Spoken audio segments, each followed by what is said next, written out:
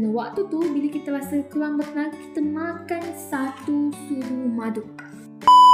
Satu produk yang saiz kecil tetapi dalamnya madu. Dia nak kita bawa madu ni ke mana-mana.